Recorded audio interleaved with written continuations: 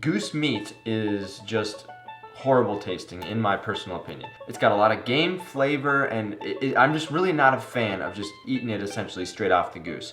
But my favorite thing to do with geese is make jerky. This past weekend I was at Foul Feathers Hunt Club. We shot a ton of geese, and so I was able to bring some back home, and we are going to make some goose jerky out of this nice geese that we have. I've already frozen it. It was like a week ago that we did it, which makes it better because it's much easier to cut. So we're gonna get started. All right, so step one is separating the geese out into cuttable chunks. The thing I hate the most of when I'm cutting the jerky and preparing it is that you can never get it even, because if you just use a knife and you cut along the meat, if you press wrong on one part or another, it ends to be wavy, and some of it gets more cooked than other. It just sucks. So High Mountain Seasoning came out with a jerky board. They had a wooden one. I mean, it worked, but this is just so much better. I already cleaned the meat off, and I cut off the major fat pieces.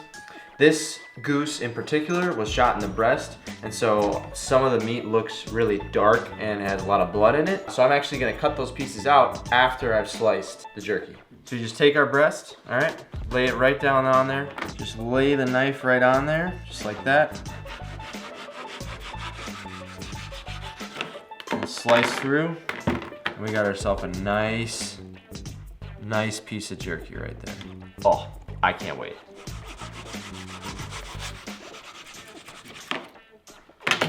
Look at that. Oh, delicious. So this press board makes it so that it has even distribution across the entire thing the whole time. That's how you make sure that it's not wavy and it cooks evenly. So now we just gotta cut all this up, and then we'll move on to seasoning. And just like that, in about 5 minutes, I went from 4 goose breasts to perfectly sliced jerky. Awesome. So we have about 4 pounds of meat here. And so we're gonna use 2 tablespoons of our seasoning, and then we're gonna use 2 tablespoons and 1 teaspoon of our cure. We're gonna mix it together and then put it into a bowl, and while we pat the meat dry and then put it into the bowl, we're gonna be seasoning it along the way. Throw it in the fridge for 24 hours and then you'll be good to go.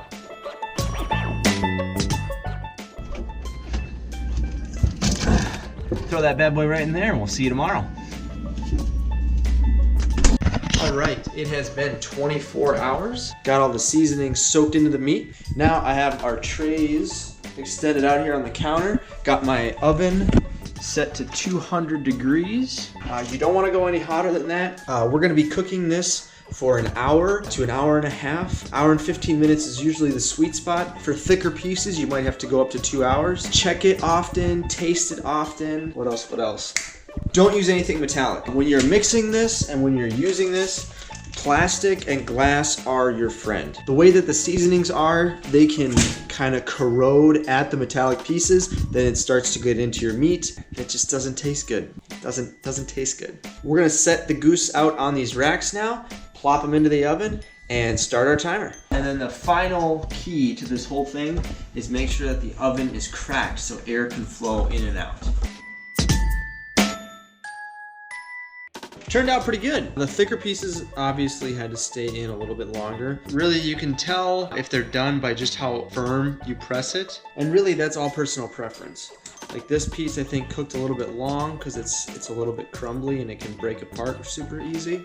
But I still really like that crumbly piece to eat, so. Anyway, I think it was a success. I'm excited about this new jerky board, and good stuff.